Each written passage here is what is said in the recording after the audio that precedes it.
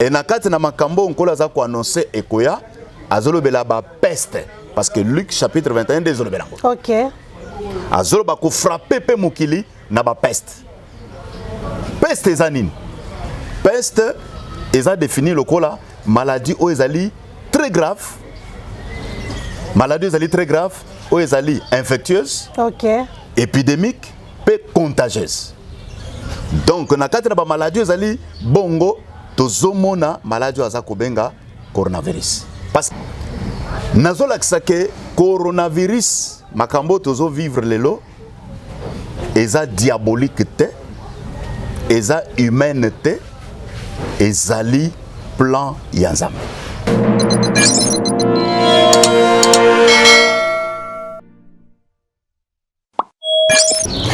Fidèles internautes, chers youtubeurs, vous qui nous suivez de partout dans le monde entier, depuis que vous êtes belé na moment au branché scotché, na kata chaîne na originalité magazine TV, na kanti ce bon moni présence na bobi ke masolo ezalaka ya bien, masolo eza ya bien et bobi ke na kata originalité magazine TV principe eza ko kende vraiment ko puiser na ba origine. Donc obimisa ce qui est du vrai.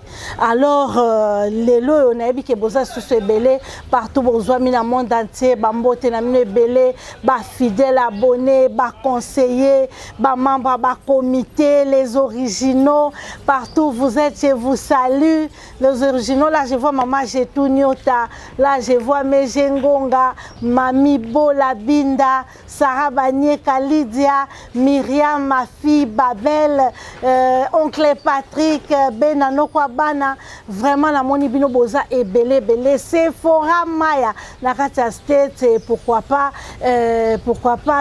mon papa l'équipe propre Willy Benana Katia Allemagne qui nous suit aussi grand frère propre coach Mundabi na 0033 naebi kozolanda Keti Lonki naebi que vraiment wana Kati Yuyu Mulolo bana poto a Tongo et les émérites je sais qu'on est ensemble pourquoi pas les intellos de YouTube babi kunande maele fanda vraiment naebi ke boza ebele ce tobito tanga bino donc liste koleka mulai émission ko sala maté parce que on a photo ça la émission spéciale à Mabanga et bien c'est comme je vous ai annoncé tout au début lelo tozana masolo ya bien toke ko pousser na source invité na biso lelo azanani pe tokolobela nini lelo tongi pe tolobela makambo ya coronavirus.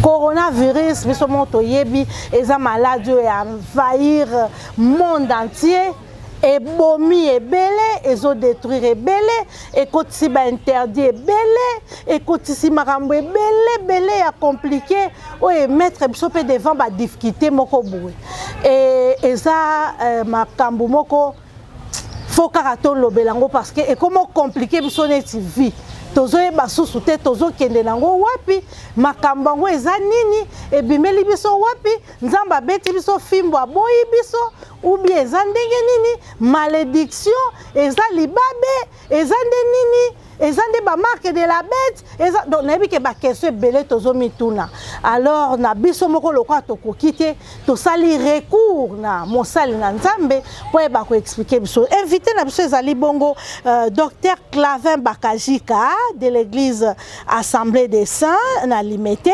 azapeli sous président des CAPACEM, donc au Ezabongo cadre de partage des serviteurs dédiés au motel Fikine. En plus, ça les sous formateur à l'école biblique de la Croisée des Chemins. Nakanisi bino moko boyoki nani o azali elongo na ye tokolobela bongo le coronavirus et la marque de la bête 666 yango des grand thème na biso o tokolobela tout au long ya masolo ya biso na ye mais lelo avant to kota na makambo penza malamu tolingi to yeba nanu quelle est la lecture prophétique la lecture prophétique de la Bible par rapport à la pandémie coronavirus. Bible zolobela biso nini na bisakoli o ya Bible à propos ya coronavirus. Yango na keko yamba invité nanga lelo. Bonjour docteur Clavin. Bonjour madame Véro. Na ebité so yi présentation na salle ya eza yango. Eza exact. eza exact docteur Clavin ndenge na uto loba sikoyo tolingi to lobela mpe makambo coronavirus oyebi yango quand même nayebi yango ezali pandémie ezali maladie ezali ko frapper monde mobimba et mettre ba scientifique nyonso à genoux oui et suis batu nyonso dépourvu ba scientifique bato maele ba professeur batu nyonso ba fukami bazali ko mituna eza nini épargner mutute même basali na nzambe ba professeur en tout cas batu nyonso ba président ba nation mokili mobimba ba militaire ba policier ba civil tout le monde malade on est bangi ata armement te oyo mboka moko songolo ekoza nango donc eza malade zo frapper même ti sikoyo mokili mobimba avant tokota lisolo bozindo na biso nde na bito kolobela mingi coronavirus et la marque de la bête 666 mais lelo tokolobela mingi nini lecture nini prophétique au bible azosala par rapport ya maladie oyo coronavirus mais nangi na yeba nanu pourquoi docteur pourquoi pasteur te oui pourquoi docteur nalingi na préciser eza docteur ya médecine te ezali docteur ya ministère ya parole parce que Nzambe asalaka makambo na ye différent na batu nyonso ekolo soki alingi osala mosala na kati na bana na ye asalaka mosala na ye na lolenge mitano parce que écriture lobi soki moto moko ayibi ngombe bakangi ye akozongisa ngombe mitano ngombe eza ba serviteur ngombe asalaka mosala na elanga mpona kopesa bato bilei Nzambe tango azosala mosala na bana na ye asalaka yango na lolenge mitano et mosala wana ezali mosala ya ministère c'est l'œuvre du ministère naza na Ephésiens chapitre 4 verset nango 7 tina 16 alors azosala yango na 5 manières différentes lolenge moko azali kobenga yango l'apôtre to pe l'apostolat wana musala wana ezali musala oyo Nzambe azosala na kati na basali na ye mpona komatérialiser le corps du Christ à travers les églises locales. Wana d'une manière brève, ba détails ezebele, tokozonga kana ba émission élaborée pour tokota na ba détails. Donc apôtre ezali musala nkola sala na kati na musala na ye mpona komatérialiser le Seigneur Jésus-Christ na l'église locale. Yami balé les prophètes. Les prophètes elingo loba tout simplement Nzambe azosala musala yako expliquer programme na ye plan na ye mwango to mabongisa na ye nyonso aza nango pona l'humanité donc la ligne du temps prophétique les docteurs eza musala oyo nkolo azali kosala pona koya ko expliquer pensée na ye azali ko cacher dans toute la création ou toutes les écritures parce que lorsque Nzambe afongolaka monoko po aloba a utilisaka deux manières à s'exprimer il utilise son langage c'est la création ce sont les écritures une manière de parler, mais ils ont codé, ils ont caché. Mais il utilise aussi sa langue. La langue de Dieu, au Bible, ils ont benga. Les parler de la montagne, topé la langue de Canaan, les chibolettes, de l'interprétation, l'explication de la pensée de Dieu cachée dans les Écritures. Wana zo sala en tant que docteur. En tant que pasteur, ils ont musala onkola zo sala, il y a que prendre en charge bampate. Dans la prise en charge des brebis. De Moussala Zosala, Moussala Moko pastoral. Et Moussala évangélique topé, l'évangéliste, et Zali Moussala Nzamba Zosala, Yako Bimisabana Nae Libanda, Kolaksabango, la beauté du pays. Pays autozobe, c'est la personne de Jésus. Alaksabango qui toko yamboka, Oezali Christ, pour être balongwa, Nambindo balongwa na masumu, baya na katina nkolo. Et ceux qui baillent na kati na nkolo, mituna nyonso bakozala na yango ezala lié na vie sociale, ezala lié na vie nyonso bakozala nango yé akopesa bango biano. Parce que o ba minganga bakokite nkolo akokaka yango. Oyo mbongo ko sala te, Bible ko sala ngo to pe bato bako sala te, Nzambe za capable ko sala. Donc voilà en bref, nde na kati na musala wana ezali kolo azobengango les dons ministériels. Ce sont les dons ministériels de ya, les docteurs comme moko ya ba dons ministériels. Na kanisi to landia ko poto mesala ka pasteur ato moni mutuka ka pasteur nzoka 5 ministères ezali to ko yamba su docteur Clavin na ba émission mususu po a expliquer biso ngo penza na bozindo mais lelo lisolo na biso to beza bon mamba coronavirus docteur Clavin lecture nini prophétique oyo Bible eza ko sala na oyo pandémie ya coronavirus. Merci beaucoup maman Véro, question ezali très pertinente.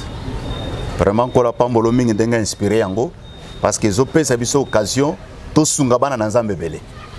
Bien que ngongeza muke to kolobango d'une manière brève oui. Par rapport à temps. Bible zoloba que eloko moko ya sika ezalité sur la terre. Wana Ecclésiaste chapitre 1 verset 9 à 10 na Ecclésiaste 3 verset 14 à 15. Eloko ya sika ezalité o nyonso to mona na sena moi ezali makambo esalema. Ekosalema lelo pe kosalema lisusu simana bileko. Yami bale alobi nkolo soka fungoli monoko po aloba azwaka image ya biloko eza terrestre pona ko expliquer makambo eza céleste makambo eza divine wana Jean chapitre 3 verset nango 12. OK. Et maintenant tangu tozomona makambo eza koleka na sena moi to interroger Bible parce que Proverbe 22 17 à 21 kola lobi a nyonso par écrit ba conseil na ba réflexion pour na ko répondre makambo ezali vrai makambo eza vrai na kansi na introduction robaki awa te chaîne na biso oyo e yaka pona okundula makambo eza vrai oyo ezali vrai eza oyo komami na kati ya makomi o ba prophète na ba ntoma bazali kosakola o Yesu a confirmé à travers musala ya kosala. OK. Nde tangu tokozonga na makomi tozomona ke na Luc chapitre 21 verset nango 5 tina verset 12 particulièrement na Matthieu chapitre 24 Bible zoloba boye Nzambe azali ko annoncer makambo oyo koya eza lié na colère na ye pona ko frapper mokili de sa colère et na kati na makambo nkolo aza ko annoncer ekoya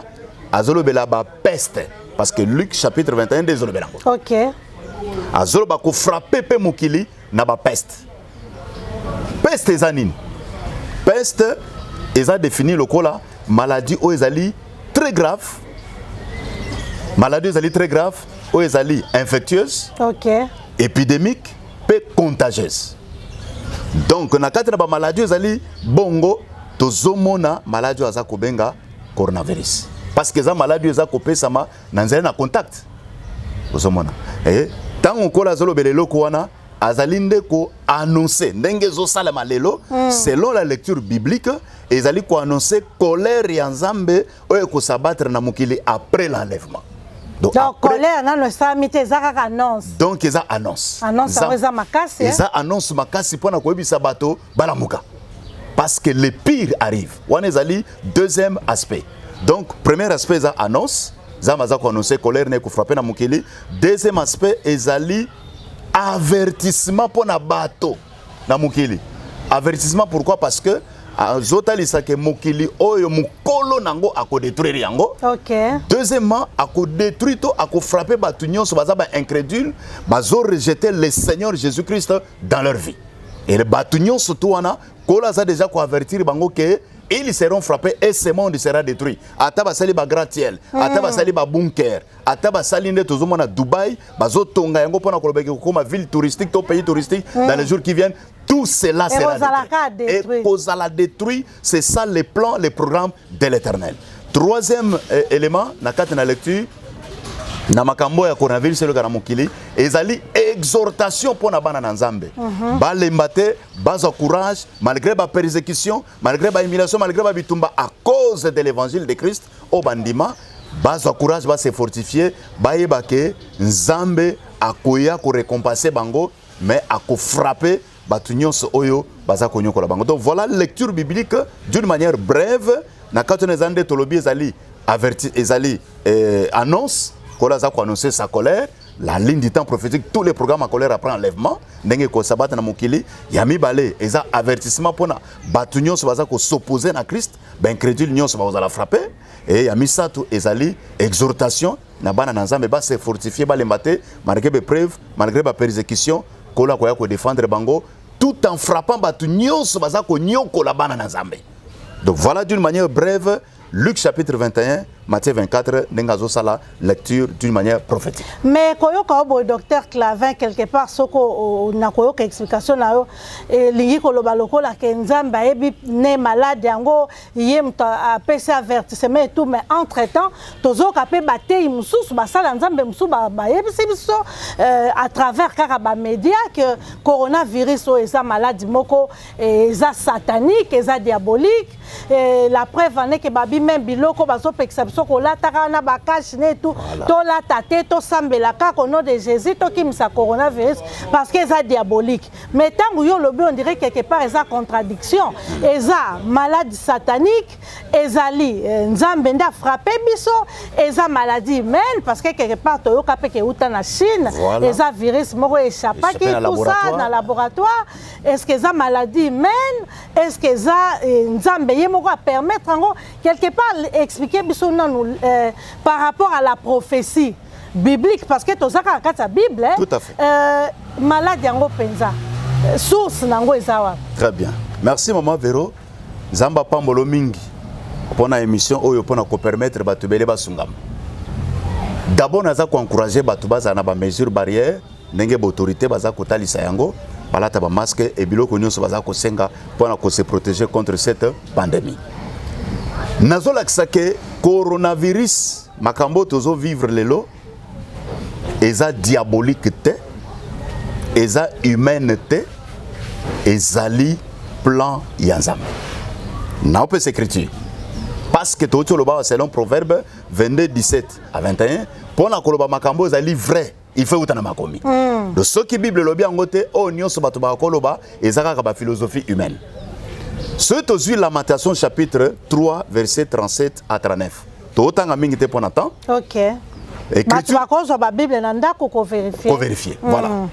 Écriture ezoloba que qui dira qu'une chose arrive sans que l'Éternel l'ait ordonné. Nani akoko telema na mokili oyo alobi ke eloko ekomi na mokili. Surtout, nous sommes dans les domaines prophétiques. Et l'oko est lié par rapport à la prophétie. Nani akoko kolobaye to ekomi na mokili soki nzambe a ordonné ngote. N'est-ce pas de la volonté de Dieu que tozwa kabola muna makama mabenyos. Donc bref, pour nous talisa que o ezali ko salema kolonde a ordonné yango. Même ceux qui apparemment bato bazo mona na miso abo moto qui ezali virus échappé dans laboratoire et tout ça nde bato ba roloba par rapport à l'issue à l'ikomi par rapport à la prophétie c'est le Seigneur qui a ordonné. Mais pourquoi Nkolo Koko permettre bato ba mona makambo aboy? Pourquoi Nkolo permettre maman Nanga Véro otuni encore une très bonne question. Pourquoi Nkolo permettre makambo ne koma? Parce que Bible dit dans Proverbe 16 verset 4 Dieu fait tout pour un but. Pourquoi Nzamba permettre mokili bakutana na makambo yo au Bible za ko benga na Luc 21 ba phénomène terrible parmi ba phénomène terrible parmi ba pesa ngo pe ali na kati. Pourquoi Nzamba permettre? Ce qui tozui écriture il y a Job chapitre 33. Verset 14 à 18 notamment parce que l'écriture est belle. OK. Nkolo azali ko permettre makambo yo pona koyebisa mokili que le pire arrive après l'enlèvement. Makambo ya mabe ya makasi kokoma parce que le propriétaire de ce monde qui est le créateur du ciel et de la terre, le Seigneur Jésus-Christ a arrêté qu'un jour à ko détruire. Le pire arrive. À ko frapper mokili na makambo belé. Lokola le pire arrive, pourquoi azali ko permettre oyo koma lokola ba annonce ezapona ko yebisa bana na nzambe o bazana na mokili. Nano bandimeli nkolote bakima colère à venir. Bakima le pire qui va arriver parce que oezaka ba flash. Makasi nango ko ya bakima yango mais bakokima ngo wapi na ambassade te. Bakokima ngo na bunker te. Bakokima ngo te na samabele te. Bakokima ngo na Jourdain. Bakima na Jourdain ndenge Jean-Baptiste tanga za ko baptiser na Matthieu 3 bato bazokima colère à venir bazali koya kobata na Jourdain. Ndenge Jean-Baptiste alobi pona nini bokimi kanda eza koya boye na Jourdain. Pona nini na Jourdain parce que le Jourdain c'est l'image de notre Seigneur Jésus-Christ et dans ce Jourdain là il y a un autel de 12 pierres. Oh Josué atikaki na kati na mai na Josué chapitre 4 lokola atikaki autel. Hôtel nyon s'oppose à la hôtel il faut batia nyama likolo. Yes lokola véritable animal tango aye na Jourdain a mati likolo nyama po ete tumbama na molimo tango nzambe azokisa moto po ete endemama. Donc bref, moto nzambe azopermettre makambo oyo po akima kanda ekoya na koya na Jourdain. Koya na Jourdain na mukuse lengolo bakaka ko croire na évangile. Ko simba ba corne ya hôtel lokola Adonija asimbaki yango na colère ya Salomo na 1 roi chapitre 1 verset 50 à 53 pona ko kima kanda ya Salomo Adonija akimaki ko simba corne na hôtel. 1 Corinthiens chapitre 9, 13 à 14, Bible zoba que l'autel c'est l'enseignement. L'autel c'est la prédication de Christ. L'autel est alité à Christ et ba corne est ali couper sa force l'autel, c'est l'œuvre de la croix, topé musalo yeso sa nekulus. Donc bref, nkola zo permettre ngo pona ko punir batolelo te kasi pona ko bisa bango les pires arrivent, fuyez la colère à venir selon 1 Thessaloniciens chapitre 1 verset 8 à 10, baki makanda ya Nzambe na ko kota na Jourdain. Et le véritable Jourdain, c'est le Seigneur Jésus-Christ. Pour nous, hôtel les alliés, la prédication, l'enseignement de Christ, pour nous épargner la colère à venir. Voilà, nakasi message Jésus passé, tozo ke nabiso muke na souka. Mais quelque part, tant au lobby docteur avec les pires arrivent, les pires en gros le quoi to bandé déjà qu'on vivre en gros, ba makambo comme belé surtout ce total makambo na vague na ba siècle au tozo vivre mabe koti basi bakomi ko bala na basi mibali na mibali na monde basali na nzambe na monde ba musicien monde ba comédien na monde misala mabe koti bolumbu même abato komi ko bimati na ba internet ba vie privée za lisusu te koto au coronavirus même biso bikila soko ozui vaccin te okokende kosomba biloko te na ebite na supermarché kote koma batiaka biso ongo kota bo total la température. Olingo kendo voyager pays so ki vaccin ya coronavirus mais et comme pesa biloko lokola ba marque de la bête yango batu balobito batu bazoboya na bango parce que tango bazoluka bazo ba vaccin e comme marque de la bête ne bazotia batu na banzoto alors que moment ngo déjà mabe yango to sito kotiti.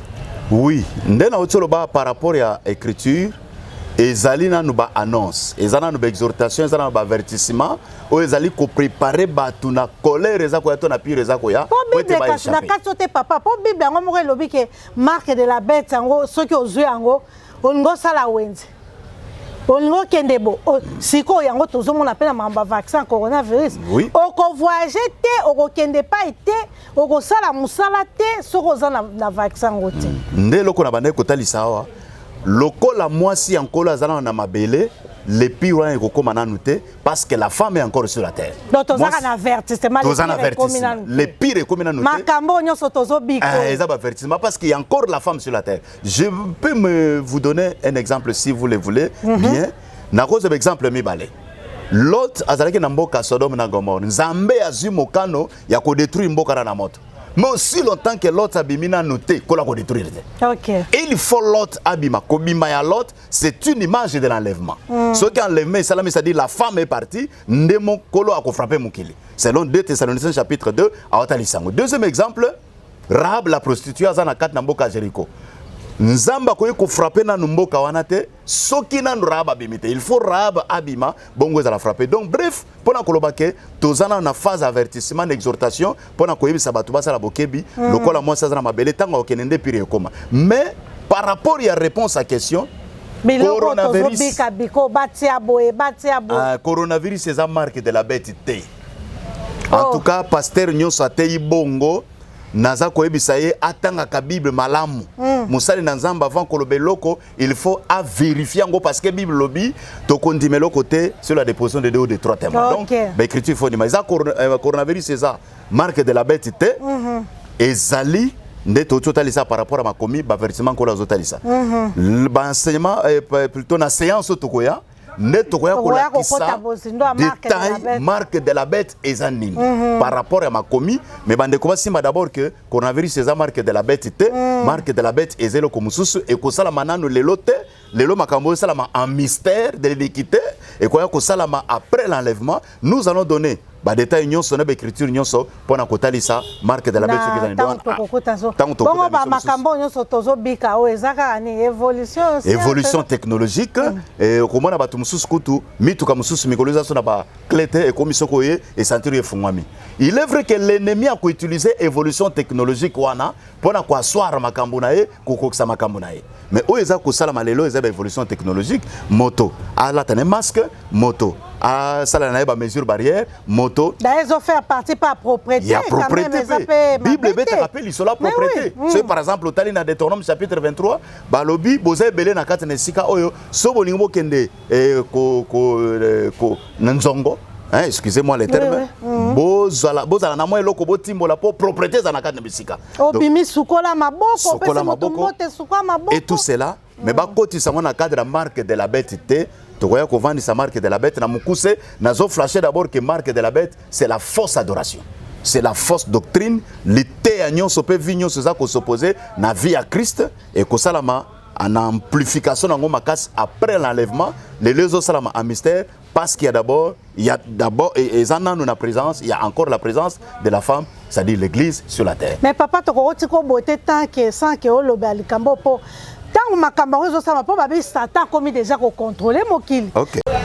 Et commis déjà en prise là et commis déjà sous contrôle. Écriture zo na 1 Jean chapitre 5 18 à 19 Bible lobby le monde entier est sous la puissance du malin même Luc 4 nkolope azotali sango tango zabola lobby le monde m'a été donné. Mais dans 1 Jean 5 18 19 balobi c'est lui qui se garde lui-même les malins ne les touchent pas.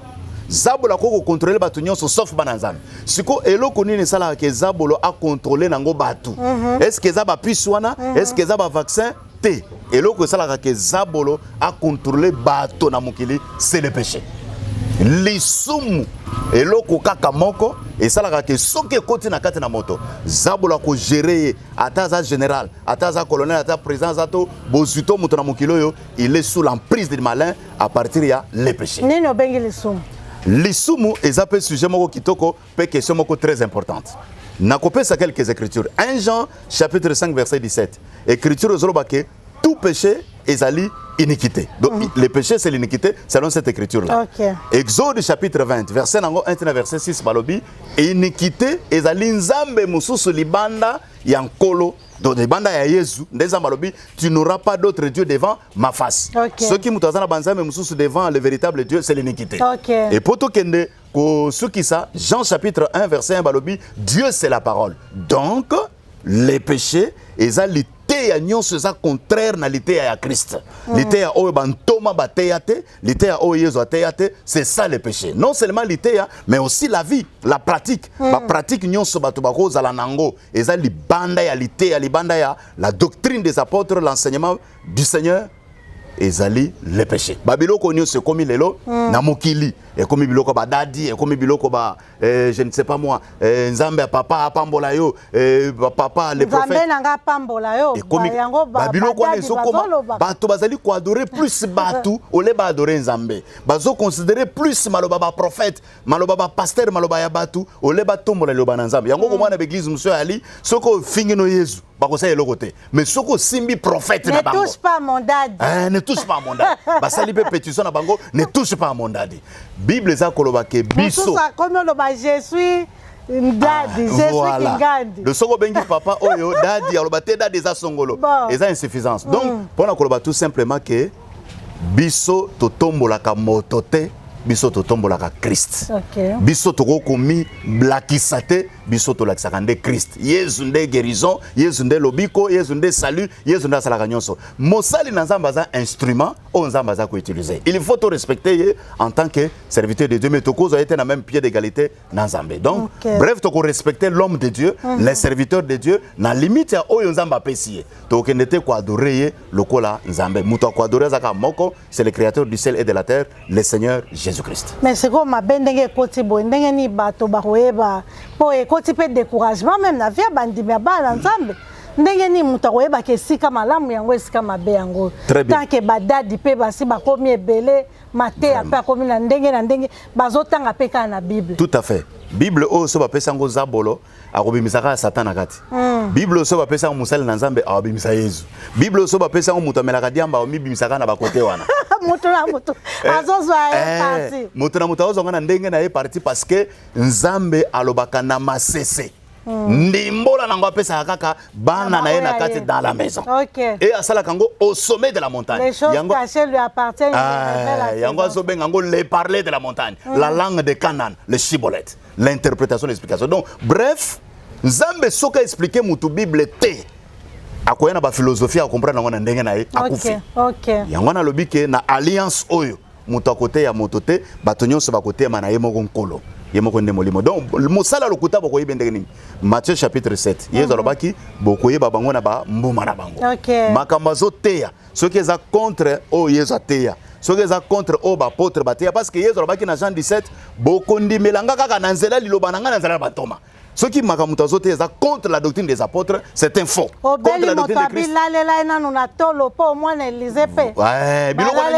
Moi, mais si comme maman Véro, oyebi bazoko saka bato bazana ignorance. Élisée ala la kamona on azalaka ebembe. Azalaka ebembe. Azalaka pe mwana muke. Azaka pe mwana mwasi ta azalaka mwana mobali. Mais ba faux prophète ba sala ngoli kwa na ba makambo so bana basi. Siko yebi saka faux prophète wana tokende na morgue neteza awa ya mama ye moto bimise bembe yo lalele bembe wana akoni mangote.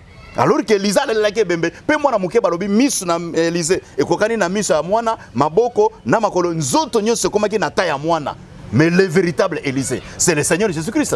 Voilà pourquoi Géasi Tangazo Kota dans la maison a qui porte pour les points que Elisa Koya. Ce qui Elisa est à Kangi porte, c'est le second Adam et le dernier. Ce qui a eu Azuakata inabiso, nde alobi azi forme nabiso pour na kobik sabiso na bokono. Donc voilà en bref, badeta ezebele et monsieur Zakitoko makasi, Zakitoko makasi mengongeza ngonga junior balobi l'ingénieur a solo o abongo lisaka ba image comme apena ka ndenge to lingi alobi ngongeza ngonga donc bino mo bo sentir que chaleur e bandoya. Donc totiki bino ka na se chaleur oyo po tango tozo ya lisusu na promettre bino que semaine prochaine docteur Claver Ozonga sou parce que to silicité to koti pena marque de la bête bien te faut to comprendre penza biloko ngo bakashango bakochanga na elongi bakochanga na loboko yango te donc ekozela ndenge nini eza très important to ebango na kanisi nga la sui par nanga yo pozo landanga na kanisi sui pe par na yo eza très important babi welela racheter le temps car les jours sont mauvais babi Yesu azoya bientôt. Tolobaka bientôt be babi a touro. Soko zo rêver talaka avertissement coronavirus. Avertissement makamba grave bo. Donc ouais ko ya pardon ngala kokango te soki okokango donc ma trop donc ni kolobaka quelque part que eza makamba makasi eza ya blague te donc Tommy bongisa déjà. Merci à toi l'ingénieur junior oya saleli biso asimbeli biso si ma caméra oya ko salela biso ba montage oya ko bimisa biso bilili kitoko susu koleka. Merci à tous les intellos de YouTube JK on est ensemble et bino na ebike boza tellement belé moyen ya kotanga bino no sezate. Merci à mon père Jean-Marie Bena Diakie, c'est mon papa balobi fille marche toujours sous les pas du père, donc merci à toute la famille Bena, à ma maman Viviane Kisita, à mes soeurs et frères, vraiment on est ensemble, à mon bébé Onyx Bena, des gros bisous. Et naïbité papa, tozo kabona mémoire mbote pe ça la bien. Avant Sambote, oui. Nazo résumé kakapona kolobake, Jésus-Christ revient bientôt. Maranatha. Ndekonanga mwasi ndekonanga mobali makambo isole kana mokili net ba biloko ba homosexualité ba biloko no stotanga ki awa ezali ba avertissement pour être mwana na nzambe ondimela nkolo Yesu Masia, c'est-à-dire Yesu Masia toloba ezali teya à l'enseignement pour être au kangola mana kolere koya. Donc en bref c'est ça. Nazo pesa bande kono sombote balandi biso bana na nzambe nyonso basel na nzambe nyonso o balandi biso nzambe apambola bango et kolo soka permettre na lolenge na ye to kuta na prochainement na ko bosa na te ko pambola mboka na biso nzamba pambola mboka na biso apambola armée ya mboka na biso nazo tenir yango vraiment na motema apambola armée mboka na biso musala bazo sala à l'est to partout na territoire national apambola bango autorité militaire civile pe na ba police na bande kono vraiment ko la pambola ba famille nyonso o balandi biso nzambe azana bino longo. Voilà, pour Lelo, ça en est fini. Merci de nous avoir suivis et retrouvons-nous encore très prochainement. Bye bye.